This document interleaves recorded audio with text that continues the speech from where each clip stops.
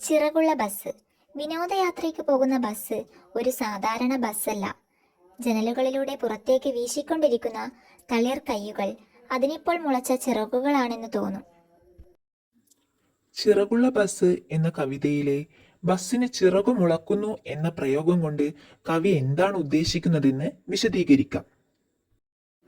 വിനോദയാത്രയ്ക്ക് പോകുന്ന ബസ്സിനെയാണ് ചിറകുള്ള ബസ് എന്ന് വിശേഷിപ്പിക്കുന്നത്. സാധാരണയായി ചിറകുകൾ പക്ഷികൾക്ക് പറക്കാനും വേഗത്തിൽ സഞ്ചരിക്കുവാനുമുള്ള കഴിവ് നൽകുന്നു. ഇവിടെ ബസ്സിന് ചിറകുമുളക്കുന്നു എന്ന് പറയുമ്പോൾ അതിനർത്ഥം ബസ് വളരെ വേഗത്തിലും സന്തോഷത്തോടും കൂടി മുന്നോട്ടു പോകുന്നു എന്നാണ്.